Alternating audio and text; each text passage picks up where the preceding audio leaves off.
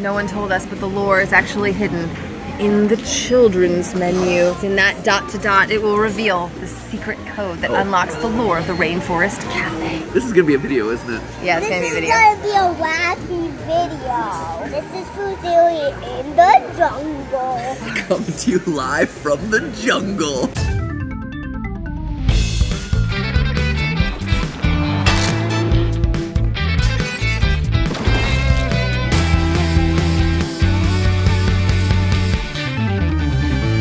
Hello Internet, welcome to Food Theory, where today our episode is getting wild. Make no mojo bones about it. Friends, if you follow our sister channels, you know that I have a bit of a history with animatronic themed pizza restaurants. So today I thought I'd expand our horizons a bit and talk about an animatronic themed jungle restaurant. I'm talking about the Rainforest Cafe, North America's most well-known dining chain to feature childhood scarring thunderstorms every 20 minutes. It's all pretend, but it's all just lights and sound. Ah, yes. The only restaurant that requires a parental disclaimer to avoid traumatizing your kid. In case you missed it, or in case you thought that this was just something that they made up for the climax of Paul Blart Mall Cop. Hey you, Scuba Doobie Doo. The Rainforest Cafe is a chain of family restaurants with a wacky neon tropical jungle theme, a giant fish tank, and more animatronic creatures than you could shake a mozzarella stick at. But what's recently put this franchise back into the public consciousness is this man, Eddy Burback. If your watch history is anything like mine, over the last month you may have seen this video being shoved hard into every slot of the old suggested video feed. Is this guy actually gonna go to every Rainforest Cafe in the country? That title is a lie. I'm going to every Rainforest Cafe in the country. And Canada! And that's exactly what he does. 36 minutes of road tripping around the US and Canada! With his friend and fellow YouTuber Ted Nivison to experience the minor quality differences between 18 different locations of this franchise, from the one with a volcano down in Florida to the one with a dark ride in Galveston, Texas. If you haven't been beaten into submission by the algorithm to click on any of these videos yet, do it. One, it'll get YouTube off your back, but two, both guys just make great videos. I've actually been watching Eddy for a while now, but this video introduced me to Ted. Both of their channels are hilarious, so find your new favorite creator today and dull the pain of existence with a few hours of watching someone buy tickets to Morbius over and over and over. Anyway, I was so inspired by their heroic trip that I made one for myself. To continue their glorious mission of eating at every Rainforest Cafe, I decided to check one off the list that they didn't hit. The only Rainforest Cafe in all of Europe and one of only 6 international locations, Rainforest Cafe Paris. Disneyland Paris, to be specific. So our options are Rainforest Cafe or Billy Bob's Tex-Mex, because nothing says Disneyland Paris like Billy Bob's Tex-Mex. In honor of Eddy, Rainforest Cafe Paris. I've been inspired. Also, let me be clear, it's not like I flew over there just for the Rainforest Cafe or anything. I was already in the neighborhood on another trip and it just made sense. Also, it'd been a hard morning. Parent stuff, trust me, it's not interesting, so we just decided to lean on in. This is where we fall into today. This is the peak of our morning at Disneyland Paris. In the jungle. And you know what? It was good, actually. They have fish in the tank. That's how you know it's a good Rainforest Cafe. The monkeys were in the bathrooms. The animatronics were going at full force. Matthew met Dumbo at the Rainforest Cafe.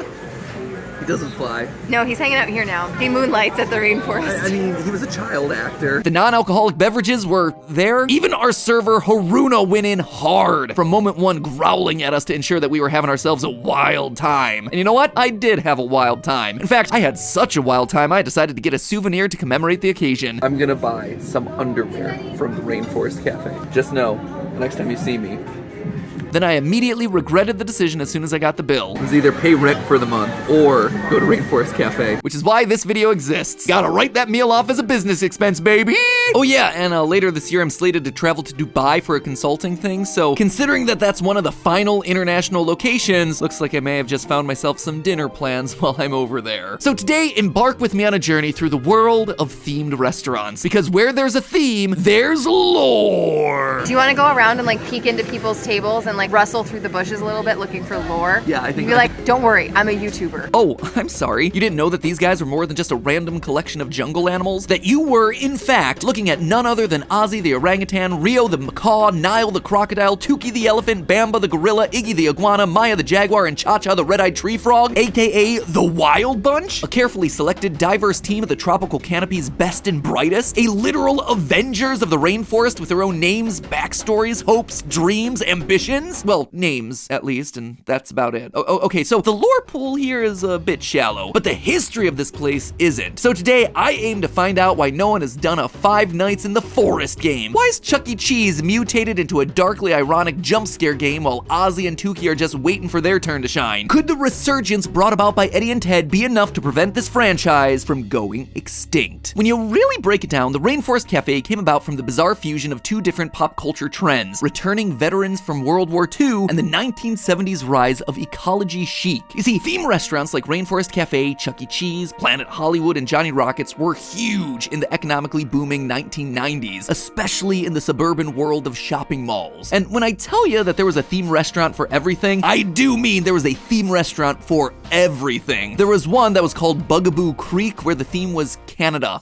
Just Canada. And let's not forget the restaurant Twin Peaks, where one look at the decor will tell you that the theme was not a classic David Lynch mystery series. But to understand why this was such a trend in the 90s, it's actually helpful to look at the beta version of the concept from the previous boom period in the 50s, specifically the post-World War II baby boom, aka the origin of the phrase boomers. By the 1950s, families with booming broods were entering a thriving post-war economy, an economy that actively encouraged America's expanding middle class to buy cars, move to the sprawling suburbs, and keep that economy chugging along by buying more stuff. And the most popular stuff to buy? Well, anything that seemed fancy or exotic, but now was fortunately within your price bracket. See, the boomers' parents had not only just finished surviving a Second World War, many of them had also lived through the Great Depression, facing abject poverty, hunger, and struggle. Suddenly, being able to buy your own house and paint it whatever color you wanted, put whatever furniture you wanted in, use as many patterns as you wanted, that was a huge luxury. I mean, it certainly is that today too, but I'm just saying it hadn't been available like that in anyone's lifetime. It's easy to look back on all these classic, here's what the 50s looked like, but in color decorating photos and cringe at how tacky everything was. But remember, this was kind of like the birth of retail therapy for a generation that had basically lived through the apocalypse. And food was obviously a huge part of all that. Why are old cookbooks full of unholy jello desserts and dinners where bananas and pineapples get Frankenstein together? Because gelatin and tropical fruit that was available out of season were items that used to represent things only rich people could have. Mostly because up until that point, it was. The process of rendering collagen from animal bones took a lot of time and skill. As the story goes, when Marie Antoinette was caught fleeing Paris, she was eating carrots aspic in her carriage. But now, fast forward to the 50s, and suddenly that's available to the everyman. Powdered gelatin was everywhere, so were refrigerators. This jello ring around the tuna garnished with radish roses may look disgusting to you, probably tasted disgusting too, but in 1962, this was somebody's equivalent of eating chicken wings that were battered in liquid gold. It said, in one dish, I didn't just survive, I thrived. Into this cultural mix came Ernest Raymond Gant, an American businessman and World War II vet who introduced the world to his iconic restaurant, Dom the Beachcomber, which we know today as a tiki bar, where the walls were covered in bamboo, Polynesian masks, and driftwood, and they were serving fruity drinks with tropical sounding names. It was kitschy, it was far from authentic, and it was a smash hit, especially for World War II veterans who were nostalgic for their time abroad in the Pacific, as well as American diners who were looking for something a little exotic. Almost immediately, there were hundreds of copycats across the country, and suddenly the world had itself the first ever theme restaurant. And as you can probably guess, even if you've never been to a tiki bar for yourself, the Rainforest Cafe is very much the more family-friendly descendant of this concept. The same way that 1950s moms and dads filled their homes with quote-unquote tacky furniture, chowed down on fruity jello, and trekked out to silly bars packed with tiki torches, 1990s families ventured into the Rainforest Cafe to munch on safari fries and take photos with Cha-Cha because they could, because it felt like an indulgence. It was the replacement for a trip to the jungle or a trip to Disneyland, all of it without being too indulgent. We have to take out a second mortgage on our house. Alright, to be fair, the second helping of Rasta pasta was a bit on the indulgent side. The other half of this story begins in the 1970s with the rise of the environmental movement. The late 50s and 60s constantly had environmental hazards in the headlines. Massive oil spills in Santa Barbara, nuclear testing at Bikini Atoll, radioactive fallout off the coast of Japan, rivers catching fire near my hometown in Ohio. Booyah, baby, that is Cleveland pride right there. It takes a special city to be able to set the water on fire. People were starting to have enough, and all this ecological devastation was contrasted with the first color photographs of the Earth taken from astronauts in space. The iconic blue marble photograph comes from this generation. Humanity realized en masse for the first time that the Earth was beautiful. It needed protecting. This was just a bit of what gave rise to the modern incarnation of Earth Day as we know it. Ecology chic suddenly became all the rage in 1970s family entertainment, from Sesame Street to Woodsy the Owl and Smokey the Bear. You can let some people know.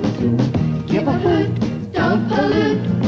Never be a dirty bird. And while it certainly waned a bit in the 80s, it came roaring back in the 90s. Heck, even G.I. Joe was taking time off to fight pollution. To pollute the environment, Cobra unleashes the septic tank and evil eco-warriors. And when hit, they change color to reveal battle damage. Yep, that right there is what I always wanted. Forget the karate chops, give me those figures with the awesome corrosion action. All of it was right in time for Rainforest Cafe to swoop in and mainline the general save the rainforest vibe. Nothing says I'm doing my part for the environment quite like ordering a hefty plate of beef lava nachos. And with that context, it starts to make a lot of sense why everyone basically agrees that Chuck E. Cheese is retroactively creepy, while Rainforest Cafe, which has an entire Jumanji's worth of predatory animals, hasn't spawned a single nightmare. The animatronics of Cha-Cha and the rest of the Wild Bunch are almost always realistic animals. In fact, in the original vision for the restaurant, there were supposed to be actual live parrots and other small live exhibits in pens, which kind of seems like a health hazard, but hey, who am I to judge? The reason Chuck E. Cheese morphs into FNAF so easily is that Pascali, Mr. Munch, Charles Entertainment Cheese, all of them exist hard in that uncanny valley. And old arcades, they're just naturally sketchy. Ball pits that are basically petri dishes for the next global pandemic, sticky game buttons, aging animatronics that run on decades-old technology. It's like a carnival midway. If you didn't feel the need to take a shower afterwards, well, you probably didn't go to a good one. But the Rainforest Cafe, it's affordable escapism for the American middle class. It's a small sense of luxury packaged with the safety net of the familiar, all wrapped in a positive save the environment message. It's safe, bright, and colorful. It is chemically engineered to be as universally appealing as possible. Watching Eddy Burback's Rainforest Cafe video, the one word that keeps popping up is fine. It was fine.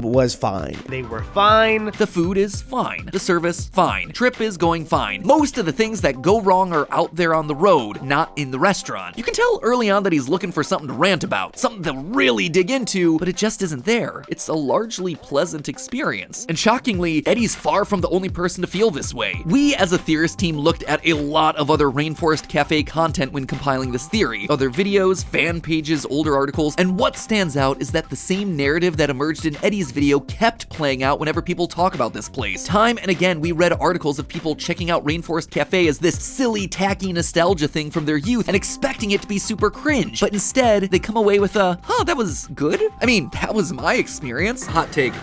Rainforest Cafe is good, actually. And in the comments on both Ed and Ted's videos, you see people actively wishing that they could do a similar trip. One article in particular just knocked me right back into my chair with this deep, sincere eulogy for the closing of the Rainforest Cafe near the author's childhood home. I'm just gonna read this segment because it's beautiful. Quote, as a kid, I demanded my family go to the rainforest for each birthday dinner. The trumpeting elephants, sparkling branches, and colorful live birds enchanted me. When I was just starting to question my sexuality, Rainforest Cafe was the beautiful chaos that I craved in the orderly, homogeneous suburbs. I'm no longer that insecure, naive kid, but I'm still protecting him. If a 10-year-old who feels overwhelmingly different in Grays Lake, Illinois doesn't have Rainforest Cafe, what do they have? And why do uninspired, oppressively bland restaurants like Ruby Tuesday get to stay open in malls across America while my campy, disorderly, and attention-seeking Rainforest Cafe closes? There's something to be said for a suburban environment that takes up too much space and, instead of apologizing for its presence, embraces the exuberance. At 12, I just wanted to get through my days undetected. Rainforest Cafe let me hide under its larger-than-life mushroom cap until I was ready to come out and fly with the colorful feathered birds. Wow, I mean, that's beautiful. It comes from the heart. And I think the article's author, Joseph Longo, is onto something. In a world where everything's trying to fit you into a box, force you to conform, a restaurant covered in vines where the elephant screams in your ear every 5 minutes, yeah, that's gonna stand out as something unabashedly abnormal. And I can relate to Joseph Longo's feelings here. I didn't have a Rainforest Cafe growing up, but I did have a Johnny Rockets. And being in a place place where the waiters would be forced to reluctantly dance to Love Shack at appropriate intervals. It made my musical theater-loving heart sing. I felt at home. Like Eddy, I went into that Rainforest Cafe expecting to meme it to death, and I walked out having had a fun time. Whereas Chuck E. Cheese never got out of the uncanny valley with its awkward theming, the Rainforest Cafe was a success because it committed to the bit. It wasn't ashamed of itself or what it was trying to be. That's an important mentality to remember in today's increasingly serious and ironic world, that sometimes something can just be stupid fun. And you know what? It's okay. It's okay to be charmed by something like this. It's okay to embrace the kitsch. And that is why the Rainforest Cafe continues to persist in the hearts, minds, and malls of America. It also helps that one burger costs the same amount as a liver transplant. That might also be helping keep them alive. But hey, sometimes you don't want to travel cross-country just to eat in a fake jungle. Sometimes you don't even want to put on pants to eat. If that's the case for you, then check out our sponsor for today's episode, HelloFresh. HelloFresh delivers high-quality produce from the farm to your door in less than a week, so you can enjoy the delicious flavors of the season right from the comfort of your own private jungle. Their recipes include pre-portioned ingredients, which means less prep time for you and less wasted food overall. 25% less wasted food, in fact, according to a global food waste study. And because HelloFresh is the first carbon-neutral meal kit company, it means Cha-Cha and the rest of the Wild Bunch are staying safe over there in their eco-chic jungle. But here's probably the most exciting thing for me right now. As you probably know, I've been using HelloFresh for quite a long time, and it's made me a better cook. You see, HelloFresh takes care of all the tedious parts of cooking, like the shopping and the portioning, and they just let you take care of the fun bits like the chopping and the mixing. And you know what? I've been getting faster at it. I've been getting more efficient and overall just better and more confident. No joke, I recently made the mozzarella and herb roasted chicken as part of our last box, and Steph couldn't believe that I was actually the person who did it. It's too good for you to have made it, she said. Joke's on her, it was me, and because of that comment, she got a smaller portion. So even if you're not confident in the kitchen, just know there's hope, and that hope's name is HelloFresh. Sure, their box may not come packaged with an animatronic elephant screaming in your ear, but I'll tell you one thing that HelloFresh does have: great food that isn't gonna make you go bankrupt. In fact, go to HelloFresh.com right now and use the code FOODTheory16, and you'll get yourself 16 free meals across 7 boxes, as well as 3 free gifts. I actually have no idea what the gifts are, by the way. I've asked, I'm not allowed to know, so if you find out, let me know down in the comments below. I hope it's something fun, like a cool bonus dessert, or I don't know, maybe a golden spork. Anyway, that's HelloFresh.com with the code FOODTheory16, or click the link down in the top line of the description. And as always, my friends, remember, it's all just a theory. A food theory. Bon appetit.